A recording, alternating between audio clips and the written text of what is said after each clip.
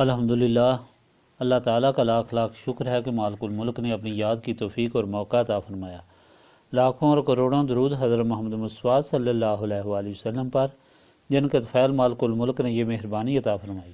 سامعین کرام، اللہ تعالیٰ نے قرآن پاک میں ارشاد فرمایا، اعوذ باللہ من الشیطان الرجیم، بسم اللہ الرحمن الرحیم۔ اور جو کوئی چاہتا ہے آخرت کی کھیتی، زیادہ کر دیتے ہیں ہم اس کے لیے اس کی کھیتی، اور جو کوئی چاہتا ہو دنیا کی کھیتی، اس کو ہم اس میں سے کچھ دیتے ہیں اور اس کے لیے آخرت میں کچھ حصہ نہیں۔ کیا ان کے لیے اور شریک ہیں کہ انہوں نے ان کے لیے نیا راستہ بنا دیا جس کا اللہ تعالیٰ نے حکم نہیں دیا؟ اور اگر نامقرر ہو چکی ہوتی ایک بات فیصلہ کی تو ان میں فیصلہ ہو جاتا۔ بے شک جو لوگ گنہگار ہیں ان کے لیے دردناک عذاب ہوگا۔ اس وقت آپ دیکھیں گے کہ گنہگاروں کو اپنی کمائی اور اعمال بد سے خوف زدہ ہوں گے اور وہ سزا ان کو ملے گی، اور جو لوگ یقین لائے اور نیک کام کیے وہ جنت کے باغوں میں ہوں گے، اور ان کے لیے جو چاہیں گے وہ ہوگا ان کے رب کے پاس۔ یہی بہت بڑا انعام ہے۔ یہ خوشخبری دیتا ہے اللہ اپنے ایماندار بندوں کو جو کرتے ہیں بھلے کا کام۔ آپ صلی اللہ علیہ وآلہ وسلم کہہ دیں کہ میں اس پر آپ سے کوئی معاوضہ نہیں مانگتا مگر لحاظ چاہیے قرابت کا، اور جو کوئی کمائے گا نیکی ہم اس کو بڑھا دیں گے اس کی خوبی۔ بے شک اللہ معاف کرنے والا، حق ماننے والا ہے۔ کیا وہ کہتے ہیں کہ اس نے اللہ پر جھوٹ بولا؟ اگر اللہ چاہے تیرے دل پر مہر کر دے، اور مٹاتا ہے اللہ جھوٹ اور ثابت کرتا ہے سچ کو اپنے فرمان سے۔ وہ جانتا ہے جو دلوں میں ہے، اور وہی ہے جو مقبول کرتا ہے توبہ اپنے بندوں کی، اور معاف کرتا ہے برائیاں، اور جانتا ہے جو کچھ تم کرتے ہو، اور دعا سنتا ہے ایمان والوں کی، اور جو بھلے کام کرتے ہیں، اور زیادہ دیتا ہے ان کو اپنے فضل سے، اور جو منکرین ہیں ان کے لیے سخت عذاب ہے۔ اور اگر کشادہ کر دے اللہ روزی اپنے بندوں کی تو فساد اور بغاوت کر دیتے، اور لیکن اتارتا ہے ناب کر جتنی چاہتا ہے۔ بے شک وہ اپنے بندوں کی خبر رکھتا ہے، دیکھتا ہے، اور وہی اتارتا ہے بارش بعد اس کے نامید ہو چکے ہوں، اور پھیلاتا ہے اپنی رحمت، اور وہی ہے سب کام بنانے والا، سب تعریفوں کے لائق۔ اور یہ اس کی نشانی ہے بنانا آسمانوں کا اور زمین کا، اور جس قدر بکھیرے ہیں ان میں جانور، اور وہ جب چاہے ان سب کو اکٹھا کر سکتا ہے۔ پچھلے فرمان الہی میں آپ نے سنا کہ اللہ تعالیٰ نے اپنے پیارے رسول صلی اللہ علیہ وآلہ وسلم کو فرمایا کہ منکرین اس لیے دین حق سے انکار نہیں کر رہے کہ انہوں نے اسے سمجھا نہیں یا اسے کوئی نئی چیز سمجھا۔ آپ صلی اللہ علیہ وآلہ وسلم کو تو وہی ہدایت دی گئی جو حضرت نوح، حضرت ابراہیم، حضرت موسیٰ، حضرت عیسیٰ کو ہدایت دی گئی تھی کہ یہ سیدھا راستہ ہے، اس پر چلو، مگر انہوں نے اپنی ضد پر قائم رہتے ہوئے بغاوت کی اور اسے قبول نہ کیا۔ اللہ تعالیٰ کی طرف سے فیصلہ کا دن مقرر ہے، ورنہ ان کی بغاوت کا بدلہ ان کو فوراً دے دیا جاتا۔ حضور پاک صلی اللہ علیہ وآلہ وسلم کو حکم ہوا آپ صلی اللہ علیہ وآلہ وسلم کو جو حکم دیا گیا اس کے مطابق عمل کرتے رہیں، اور ان کو جواب دیں کہ اللہ تعالیٰ جو سب کا مالک ہے وہ سب دیکھ رہا ہے، اس نے وقت مقرر کیا ہوا ہے اور وقت آنے پر فیصلہ کرے گا۔ ان کی تمام حجتیں بے معنی ہیں اور قیامت ضرور آئے گی۔ جن کو یقین ہے وہ ہر وقت ڈرتے ہیں، ان کو یقین ہے کہ یہی سیدھی راہ ہے، فیصلہ کا دن ضرور آئے گا۔ یہ بدبخت گمراہی کی وجہ سے شک کرتے ہیں، لیکن اللہ تعالیٰ بندوں پر بہت مہربان ہے، وہ رزق دیتا رہے گا کیونکہ وہ مخلوق پر مہربان ہے، ورنہ وہ بہت قوت والا، جاننے والا، حکمت والا غالب ہے۔ آج کا فرمان الہی اسی حقیقت کو بیان کر رہا ہے۔ اللہ تعالیٰ فرماتا ہے جو آخرت میں اچھائی چاہتے ہیں ان کو ضرور دیا جائے گا، لیکن صرف دنیا چاہنے والوں کو ضرورت کے لیے ایک مدت تک دنیا کا حصہ ضرور دیا جائے گا، مگر آخرت میں ان کے لیے کچھ نہ ہوگا، کیونکہ آخرت کے لیے انہوں نے کچھ مانگا نہ، آخرت سے منکر رہے۔ اللہ تعالیٰ فرماتا ہے کہ یہ منکرین جو گزشتہ ساری ہدایت یاد دلانے اور راہ راست پر چلانے کے لیے دعوت دی گئی ہے، اس کے باوجود منہ پھیر رہے ہیں۔ کتنے بد نصیب ہیں! کیا ان کے لیے کوئی اور طریقہ، کوئی اور خدا، کوئی اور رسول ہے؟ یہ ظالم ہیں۔ اگر اللہ تعالیٰ نے فیصلہ کا دن مقرر نہ کیا ہوتا تو ان کا فیصلہ تمام ہو جاتا۔ یہ ظالم ہیں، ان کے لیے سخت عذاب ہوگا۔ قیامت کے دن ان کی بے بسی دیکھنے والی ہوگی۔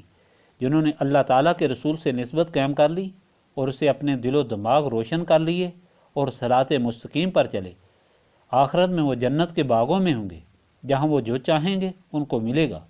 بہت بڑا فضل ان پر ہوگا۔ اللہ تعالیٰ اپنے بندوں کو یہ خوشخبری سنا رہا ہے۔ نبی پاک صلی اللہ علیہ وآلہ وسلم نے اس طرح اللہ تعالیٰ کی ہدایت سنائی، مگر بدبخت اپنی طرف سے حد درجہ کی تکالیف دیتے، قتل کے منصوبے بناتے، اور حضور پاک صلی اللہ علیہ وآلہ وسلم کا ہر لمحہ پہلے سے سخت ہوتا، جس سے تنگ آ کر حضور پاک صلی اللہ علیہ وآلہ وسلم نے طائف کا سفر اختیار کیا۔ لیکن تاریخ گواہ ہے کہ وہاں ان بدبختوں نے کیا سلوک کیا۔ گالیاں بکیں، پتھر مارے، مذاق کیے، پاؤں مبارک لہو لہان ہو گئے۔ رحمت للعالمین ایک دیوار کے ساتھ ٹیک لگا کر بیٹھے۔ آپ صلی اللہ علیہ وآلہ وسلم کے غلام حضرت زید نے عرض کی، یا رسول اللہ صلی اللہ علیہ وآلہ وسلم، آپ ان پر کتنی مہربانی فرما رہے ہیں اور یہ کیا سلوک کر رہے ہیں؟ آپ صلی اللہ علیہ وآلہ وسلم ان کے لیے بد دعا فرمائیں۔ طائف کے پہاڑوں پر آگ برسے۔ آپ صلی اللہ علیہ وآلہ وسلم نے فرمایا، میں بد دعا کے لیے نہیں، دعا کے لیے آیا ہوں۔ جبرائیل پہاڑوں کے فرشتے کو ساتھ لائے۔ اگر آپ صلی اللہ علیہ وآلہ وسلم چاہیں تو یہ ان پہاڑوں کو آپس میں ملا دے اور ان بدبختوں کو ملیا میٹ کر دے۔ آپ صلی اللہ علیہ وآلہ وسلم نے فرمایا، ہرگز نہیں، اگر یہ ایمان نہیں لاتے ہو سکتا ہے ان کی اولاد صحیح ہو جائے۔ آپ صلی اللہ علیہ وآلہ وسلم نے ان منکرین کو مخاطب کر کے فرمایا، بدبختو، اگر میری اچھائی کا تمہارے پاس کوئی لحاظ نہیں، میرے معاوضے کے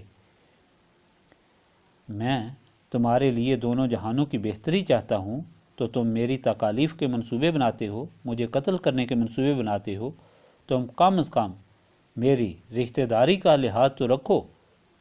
اسی فرمان پر مفسرین نے بہت کچھ لکھا ہے۔ حضرت ابن عباس نے یہی تفسیر کی، مگر بعض علماء نے یہ کہا کہ حضور پاک صلی اللہ علیہ وآلہ وسلم نے اپنی اولادوں کے لیے ان سے محبت مانگی۔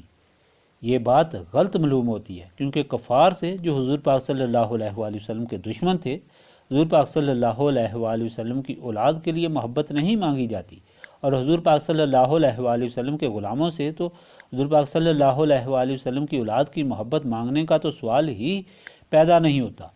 حضور پاک صلی اللہ علیہ وآلہ وسلم کا ہر غلام حضور پاک صلی اللہ علیہ وآلہ وسلم کی اولاد پر قربان ہونا دونوں جہانوں کی کامیابی اور اپنا ایمان سمجھتا ہے۔ جو حضور پاک صلی اللہ علیہ وآلہ وسلم کی اولاد سے محبت اور عقیدت نہیں رکھتا، وہ تو ہے ہی لا ایمان، اسلام سے خارج۔ حضرت امام حسین اور حضرت عبداللہ بن عمر کھیلتے ہوئے آپس میں لڑ پڑے۔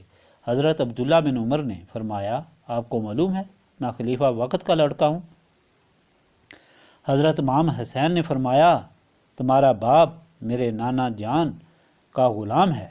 گھر چلے گئے۔ گھر جا کر عبداللہ بن عمر نے رات کو حضرت عمر سے کہا کہ حسین رضی اللہ تعالیٰ عنہ نے میری بے عزتی کی ہے کہ مجھے یہ کہا ہے۔ حضرت عمر رضی اللہ تعالیٰ عنہ نے فرمایا، اگر سچ کہتے ہو تو کل ان سے لکھوا لاؤ۔ دوسرے دن حضرت عبداللہ بن عمر نے حضرت امام حسین رضی اللہ تعالیٰ عنہ کو کہا، اگر آپ سچ کہتے ہیں تو مجھے لکھ کر دیں۔ آپ نے لکھ کر دے دیا کہ تمہارا باپ میرے نانا جان صلی اللہ علیہ وآلہ وسلم کا غلام ہے۔ کاغذ کا ٹکڑا حضرت عمر کو لا کر دیا تو آپ نے اعلان فرمایا، سب لوگ مسجد میں جمع ہوں۔ پھر آپ نے ممبر پر کھڑے ہو کر فرمایا، ساری عمر رسول پاک صلی اللہ علیہ وآلہ وسلم کی غلامی کی، معلوم نہیں تھا قبول ہے یا نہیں۔ آج حضور پاک صلی اللہ علیہ وآلہ وسلم کے اپنے شہزادے کی تصدیق مل گئی۔ جب میں مر جاؤں تو قبر میرے سینے پر یہ تحریر رکھ دینا۔ حضرت بکر صدیق نے ایک دن حضرت امام حسین رضی اللہ تعالیٰ عنہ کو اپنے کندھے پر اٹھایا ہوا تھا۔ آپ کا پاؤں مبارک حضرت ابوبکر صدیق کی داڑھی مبارک سے لگ رہا تھا۔ سامنے حضرت علی نے شہزادے سے فرمایا، پاؤں پیچھے کرو، یہ داڑھی بڑی عظمت والی ہے۔ تو حضرت ابوبکر صدیق نے فرمایا، شہزادے کے پاؤں کو اپنی داڑھی کے ساتھ لگا کر فرمایا کہ انہی مبارک پاؤں کے طفیل اس داڑھی کی عزت ہے۔ ایسے لوگ اور ان کے نقش قدم پر چلنے والے مسلمانوں سے کون توقع رکھ سکتا ہے کہ وہ حضور پاک صلی اللہ علیہ وآلہ وسلم کی اولاد سے محبت نہیں رکھتے؟ ہر مسلمان جو ایمان رکھتا ہے وہ حضور پاک صلی اللہ علیہ وآلہ وسلم کی اولاد پاک کو اپنی جان مال سے زیادہ عزیز رکھتا ہے، اور یہی اس کے ایمان کی نشانی ہے۔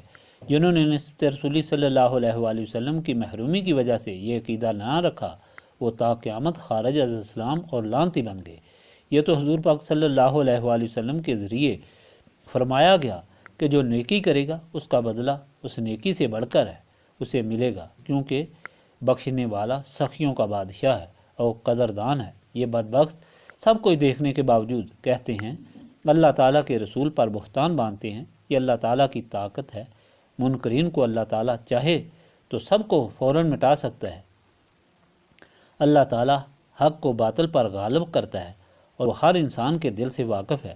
اللہ تعالیٰ توبہ قبول فرماتا ہے، گناہ معاف فرماتا ہے اور نیکیوں کو قبول فرماتا ہے، اور کافروں کے لیے سخت عذاب ہے۔